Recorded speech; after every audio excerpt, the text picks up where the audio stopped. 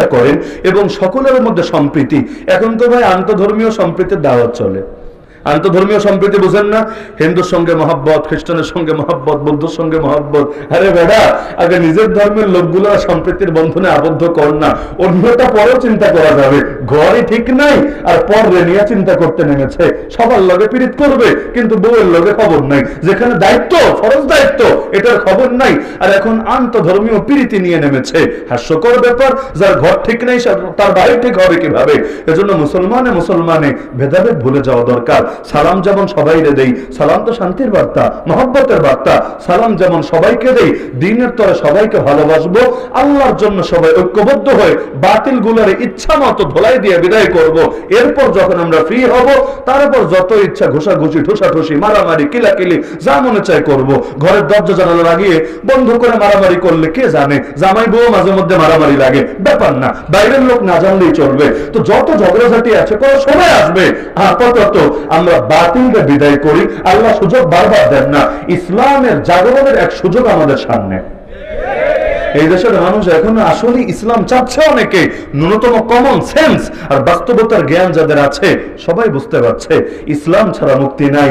কারণ নেতার পরিবর্তনে কিচ্ছু হয় না, নীতির পরিবর্তন লাগে। নেতা যে আসুক আর যে যাক, নীতিতে যদি ভেজাল থাকে কিচ্ছু হবে না। আগে তো নীতি ঠিক করতে হবে, আর সেই ঠিক নীতির নামই হলো ইসলাম।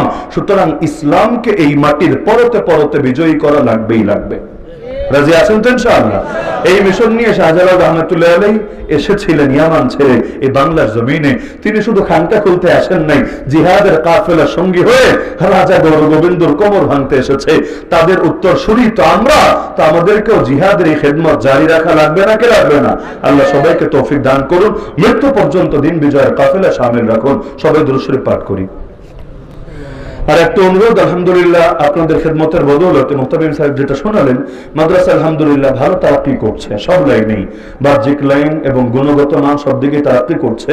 মুহতামিম সাহেব অনুরোধ জানিয়েছেন আপনারা প্রত্যেকেই যদি স্বতঃস্ফূর্ত খেদমত করতে থাকেন মাদ্রাসায়, ইনশাআল্লাহ অতীতে যেমন ঐতিহ্য ছিল, কারণ এই মাদ্রাসা বাদ দিয়ে অঞ্চলে কি ভাবা যেত, অতীতে যে ঐতিহ্য ছিল ইনশাআল্লাহ আগামীতে তার চাইতে আরো বড় ঐতিহ্য প্রতিষ্ঠা হবে ইনশাআল্লাহ। এজন্য সকলকে খেদমত করতে হবে। সবাই দুরূদ শরীফ পাঠ করি। আলহামদুলিল্লাহ রাব্বিল আলামিন والصلاه والسلام على سيد المرسلين وعلى اله واصحابه اجمعين يا رب العالمين يا ارحم الراحمين يا احكم الحاكمين يا الله আপনি আমাদের আজকের এই মাহফিলকে কবুল করে নেন। আয় আল্লাহ আপনি আমাদের জিন্দেগীর সমস্ত গুনাহগুলোকে maaf করে দেন। আয় আল্লাহ জেনে না জেনে, বুঝে না বুঝে, প্রকাশ্যে অপ্রকাশ্যে সগীরা কবিরা যত গুনাহ করেছি আপনার কাছে দুটো হাত তুলে ক্ষমা ভিক্ষা চাচ্ছি।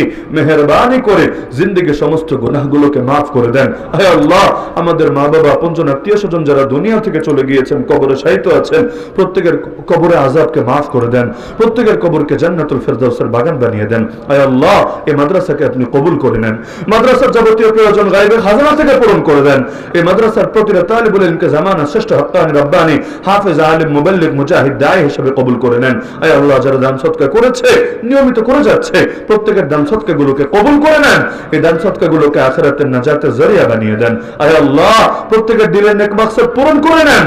জিন্দা মুর্দা সবাইকে maaf করে দেন।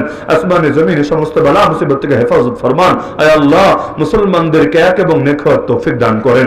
আয় আল্লাহ সকল ভেদাভেদ ভুলে ইসলামী ভ্রাতৃত্বের বন্ধনে সকলকে আবদ্ধ হওয়ার তৌফিক দান করেন।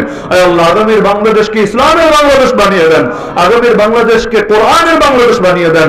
আয় আল্লাহ সমস্ত উলামায়ে কেরাম এবং ইসলামী দলগুলোকেও এক হয়ে জাতিকে সম্মিলিত ডিরেকশন দেওয়ার তৌফিক দান করেন। আর